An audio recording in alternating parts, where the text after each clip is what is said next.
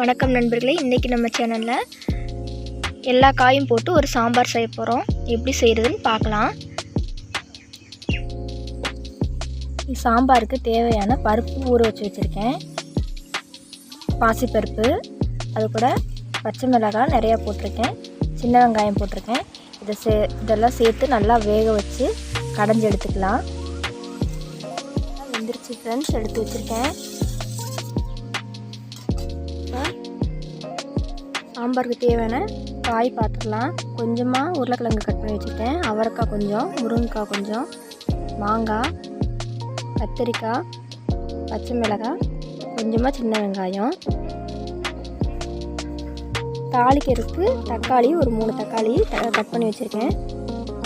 சின்ன வெங்காயம் கொஞ்சம், பூண்டு நச்சு வச்சுருக்கேன், கருவேப்பிலை, மல்லித்தழை, 4 வரமிளகாய்.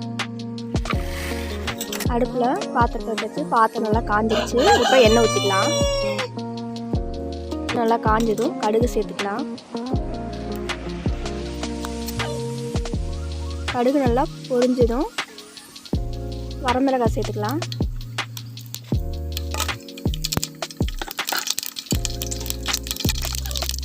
இப்போ பூண்டு சேர்த்துக்கலாம். தட்டி வச்சுட்டு பூண்டு,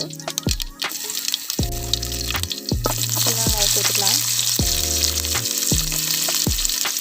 பெருஞ்சீரகம் இருந்தால் பெருஞ்சீரகம் சேர்த்துக்கலாம். சாம்பார் பெருஞ்சீரகம் போட்டால் நல்லாயிருக்கும். கருவேப்பிலை சேர்த்துக்கலாம். கொஞ்சமாக மல்லித்தழை சேர்த்துக்கலாம். வெங்காயம் நல்லா வதங்கிடுச்சு. இப்போ தக்காளி சேர்த்துக்கலாம். தக்காளி நல்லா வதங்கட்டும். கொஞ்சமாக உப்பு சேர்த்துக்கலாம்.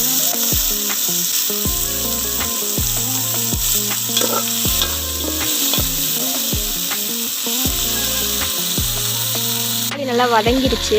இப்போ கொஞ்சமாக மல்லித்தூள் சேர்த்துக்கலாம். தனி மிளகாத்தூள் 2 ஸ்பூன் சேர்த்துக்கலாம்.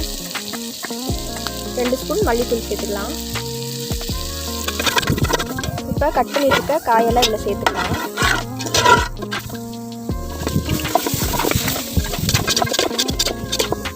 கொஞ்சமாக உப்பு சேர்த்து எண்ணெயிலே வேக வச்சுக்கலாம்.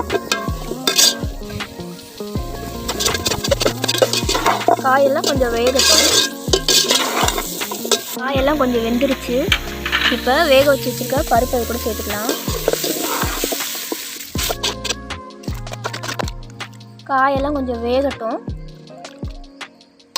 வெந்ததுக்கப்புறம் கொஞ்சமாக புளி கரைச்சி இது கூட சேர்த்துக்கலாம். காயெல்லாம் வெந்துருச்சு. இப்போ கொஞ்சம் புளி கரைச்சது சேர்த்துக்கலாம். குழம்புல கொஞ்சமாக உப்பு சேர்த்துக்கலாம். சாம்பார் ரெடி ஆயிடுச்சு. இப்போ மல்லித்தழை போட்டு இறக்கலாம்.